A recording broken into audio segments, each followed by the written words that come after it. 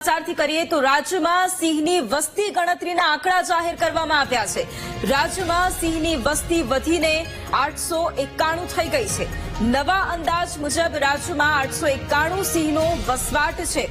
196 નર, 330 માદા, 140 પાઠડા અને 225 બચ્ચાનો સમાવેશ થાય છે।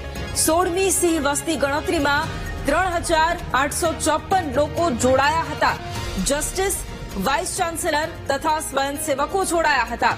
સ્થાનિક સરપંચોને સામેલ કરી અને જાણકારી આપવામાં આવી હતી। હવે રાજ્યમાં સિંહોની વસ્તીના આંકડા જાહેર કરવામાં આવ્યા છે।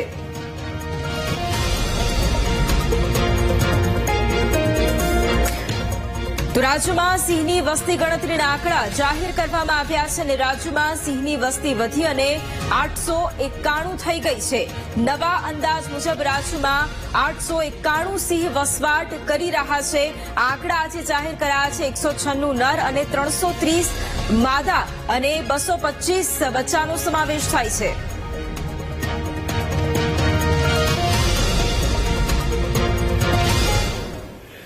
આદરણીય મોદી સાહેબે એશિયાટિક લાયન પ્રત્યે આગવો લગાવ તેમણે આત્મનિર્ભર ભારત માટેની ઇન્ડિજિનિયસ મેન્યુફેક્ચરિંગ ઇકોસિસ્ટમ વિકસાવતા મેક ઇન ઇન્ડિયાનો લોગો પણ આ એશિયાટિક લાયનનો જ રાખ્યો છે। Make in India make for the world માટે આ અભિયાન એક લાયન સ્ટેપ બન્યું છે। સિંહ સંવર્ધનના અનેક સફળ પ્રયાસો વડાપ્રધાનશ્રીના દિશા દર્શનમાં થયા છે।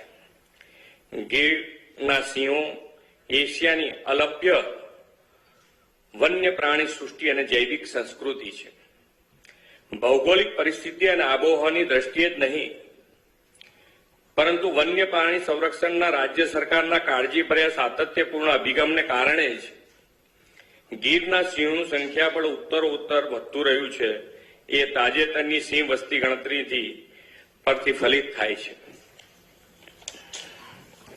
પાછલા વર્ષના આંકડાઓ જોઈએ તો 1995માં કરવામાં આવેલી સિંહની વસ્તી ગણતરીમાં 304 જેટલા સિંહ, વર્ષ 2001માં 327, 5માં 359, 10માં 411, 15માં 523, 20માં 674 અને આજે જે આપણે સંખ્યા જાહેર કરી છે એ અંદાજિત 691 એટલે 891 એટલે ખૂબ સારી રીતે જે પ્રમાણે સિંહો વધ્યા છે, સિંહોની સંખ્યા વધતી જાય છે એ પ્રમાણે ખૂબ સારી રીતે આપણી ટીમ આની માવજત કરી રહી છે।